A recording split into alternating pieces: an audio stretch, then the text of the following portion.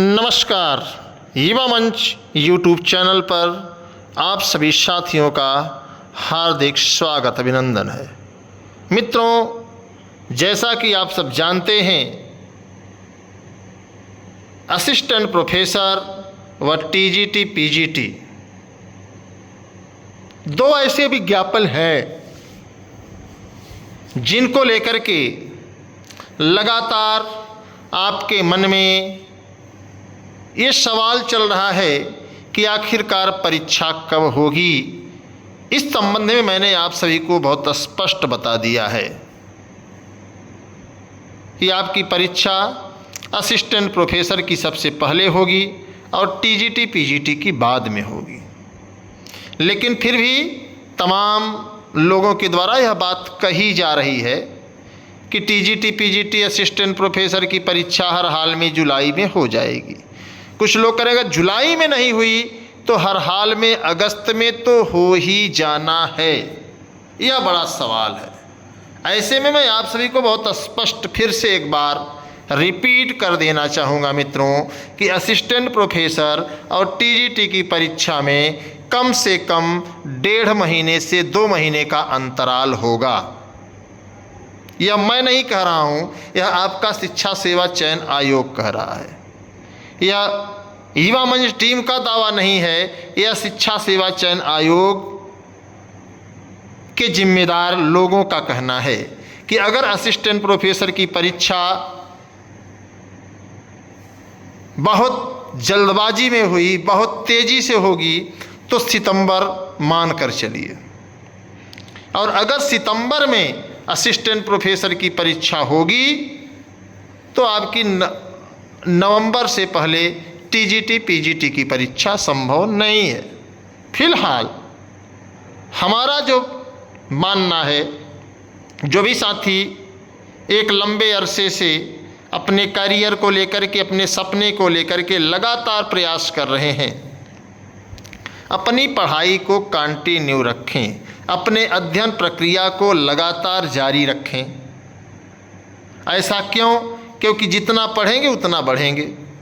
गला काट प्रतियोगिता है, 4163 पदों का विज्ञापन है टीजीटी पीजीटी का, और ठीक 1000 आपके असिस्टेंट प्रोफेसर। तो फार्म भरने के मुताबिक सीटें बहुत कम हैं और हमारे आपके पास अवसर है, मौका है, चांस है सीट वृद्धि को लेकर के। जैसा कि तमाम साथियों का कहना है कि अगर जो सीट वृद्धि की बात हो रही है यही बात नए विज्ञापन की हो तो मित्र आपको बहुत स्पष्ट बता दें कि नया विज्ञापन तो एक अंतिम विकल्प है ही। यह बात सभी जानते हैं और यह सब मानते हैं कि अगर सीटें नहीं जुड़ी तो नए विज्ञापन के ही रूप में मिलेंगी। ऐसे हालात में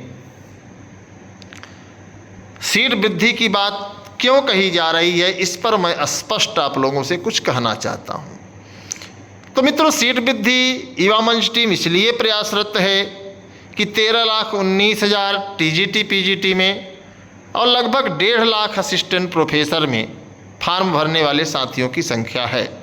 हालांकि आप लोगों ने देखा होगा असिस्टेंट प्रोफेसर पोर्टल खोले जाने को लेकर के तमाम ऐसे नए साथी हैं जिनका नेट अभी हाल ही में हुआ और उनका रिजल्ट आ गया है। वे लोग ऐसा चाह रहे हैं कि पोर्टल खोला जाए। अब तमाम ऐसे साथियों के मन में सवाल है कि पोर्टल खुल जाएगा तो हम अवसर से वंचित हो जाएंगे, छात्रों की संख्या बढ़ जाएगी और एक नई जटिल प्रक्रिया हो जाएगी। यह बातें स्वाभाविक हैं, सभी जानते हैं, कोई विशेष नहीं है कि दिक्कतें आएंगी, समय लगेगा। लेकिन फिर भी आप लोगों के हित के लिए मैं चाह रहा हूँ कि अगर असिस्टेंट प्रोफेसर और टीजीटी पीजीटी की सीटों में वृद्धि होगी और अगर उन तमाम साथियों को अवसर मिलेगा, पोर्टल खोला जाएगा, तो मेरा मानना है कि आपका नुकसान नहीं होगा। आप अपनी प्रतिभा के आधार पर, आप अपनी मेहनत के आधार पर एक नौकरी ले लेंगे। अगर सीटें कम हैं और पता चला कि परीक्षा हो गई तो फिर 2-2.5 साल तक आपको फिर से इंतज़ार करना पड़ेगा। हाँ, ये अलग बात है कि आपके मन में ये सवाल चले कि हमारी तैयारी पूरी नहीं है, हम अभी मैच्योर नहीं है परीक्षा के लिए, तो अलग बात है। लेकिन सच्चाई यही है कि सीट बढ़नी चाहिए, ऐसा ज़्यादातर साथियों का मानना है, क्योंकि कई ऐसे सब्जेक्ट हैं जिनमें सीटें नाम मात्र की हैं, नाम मात्र की, गिनी चुनी 10-20।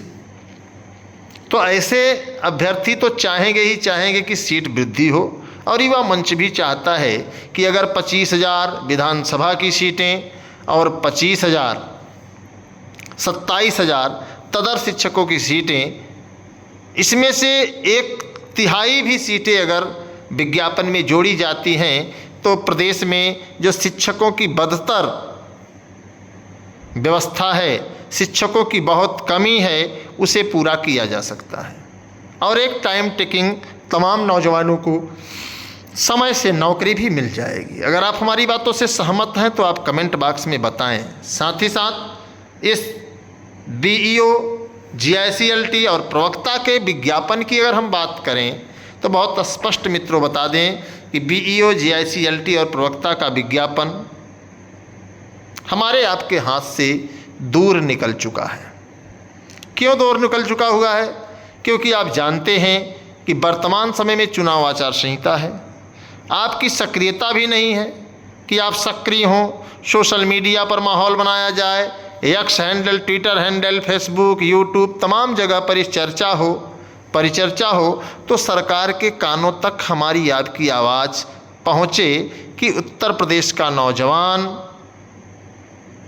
GIC का विज्ञापन मांग रहा है, उत्तर प्रदेश का नौजवान प्रवक्ता का विज्ञापन मांग रहा है, उत्तर प्रदेश का नौजवान BEO का विज्ञापन मांग रहा है।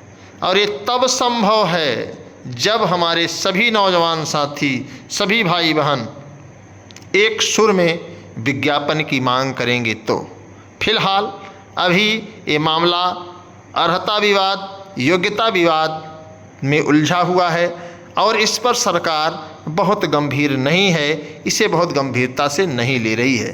भले ही लोक सेवा आयोग के द्वारा योग्यता अर्हता विवाद को लेकर लगातार यह बताया जा रहा है कि शासन से पत्राचार किया जा रहा है। अब आप पढ़े लिखे शिक्षित हैं, थोड़ा गंभीरता से सोचें कि शासन से पत्राचार किस तरीके से किया जा रहा है और अभी तक क्यों योग्यता अर्हता विवाद मामला हल करके शासन से लोक सेवा आयोग को भेजा गया। तो कहीं ना कहीं सरकार की मंशा रोजगार न देने की है, आपको नौकरी न देने की है। तो बड़ी बात है, तो इसे समझिए और थोड़ा सा गंभीर होइए आप लोग। साथ ही साथ टेट 2021 कॉमन नंबर का मामला माननीय न्यायालय इलाहाबाद हाई कोर्ट में निस्तारित हो चुका है, जिसके बारे में आप लोग जानते हैं। 2 नंबर पर बात बनी है, लेकिन परीक्षा नियामक प्राधिकारी सचिव अनिल भूषण चतुर्वेदी जी के द्वारा नंबर न देने की बात सोशल मीडिया के माध्यम से, समाचार पत्रों के माध्यम से आप लोगों ने सुना होगा। और उनका कहना ये है कि हम इसको डबल बेंच में चैलेंज करेंगे, हम इसको डबल बेंच में रखेंगे, हम इसको जो है डबल बेंच ले जाएंगे, हम इतनी आसानी से नंबर नहीं देंगे। ऐसे में मित्रों, अगर आप सब चाहते हैं कि आपको 2 नंबर जो कॉमन है वो मिलें, तो उसके लिए आप लोगों के पास 2 रास्ता है। आज हमारी वकील साहब से लंबी वार्ता हुई, उन्होंने बहुत साफ शब्दों में कहा कि अगर नंबर नहीं दे रहे हैं तो आपके पास एक मौका है कि आप कोर्ट ऑफ कंटेम्प्ट कर दें। बहुत स्पष्ट बताएं, एक आप कर सकते हैं कोर्ट ऑफ कंटेम्प्ट कि माननीय न्यायालय के आदेशों की अवहेलना हो रही है, उसे स्वीकार नहीं किया जा रहा है। नंबर दूसरा, जब PNP न्यायालय के डबल बेंच में अपील करे तब आपको वहाँ जाना होगा और अपना पक्ष रखना होगा। तो आप लोग तय करिए कि आपको करना क्या है। मेरे हिसाब से वर्तमान समय में जो परिस्थितियां हैं कि अगर इसे कोर्ट ऑफ कंटेम्प्ट कर दिया जाए तो मामला जल्द से जल्द निस्तारित हो जाएगा या पीएनपी डबल बेंच जाएगा। लेकिन समस्या इस बात की है कि आखिरकार वकील को फीस देना, ये सभी चीज़ें बेरोजगारों के लिए एक बड़ी चुनौती हैं। ये अलग बात है कि बेरोजगार कई परीक्षाओं के फार्म भर करके उसमें असफलता हासिल करके जो है संतोष कर लेता है, लेकिन अपने हक अधिकार के लिए युवा सही दिशा में नहीं लड़ता। तो फैसला आप सभी के हाथ में है। आप लोग बताएं कि क्या किया जाए। हालांकि युवा मंच टेट ग्रुप है, उसमें आप जो लोग जुड़े हैं वे साथी अपनी राय दे सकते हैं। बाकी आपके राय के बगैर, आपके सहयोग के बगैर कुछ भी चीज़ें संभव नहीं हैं, इस बात को आप लोग जानते हैं। तो मैं चाहूँगा कि आप लोग गंभीरता से विचार करिए और अपने विचार कमेंट बॉक्स में ज़रूर दें। आपके विचारों का कमेंट हमारे पास जैसे ही आएगा उस तरीके से हम लोग निर्णय लेंगे और सोशल मीडिया हब पर या तमाम तरीके जो हैं जिससे कि हमारे आपके लोकतांत्रिक अधिकार, संवैधानिक अधिकार का हनन भी न हो और चुनाव आचार संहिता की अवहेलना भी न हो, इन चीज़ों को ध्यान में रखते हम लोग आगे कार्य करेंगे। तो आप लोग कमेंट में ज़रूर बताएं और इस वीडियो को अपने तमाम साथियों तक ज़रूर भेजें ताकि उनके पास भी सही और सटीक सूचना पहुंच जाए। तो वीडियो जो भी साथी देख रहे हैं उनके लिए धन्यवाद, और जो साथी नहीं देख रहे हैं और अगर उनके पास तक वीडियो जा रहा है, आप लोग भेज रहे हैं, तो उन सभी साथियों को भी धन्यवाद। नमस्कार, मैं आपके संघर्षों का साथी अनिल सिंह, टीम युवा मंच।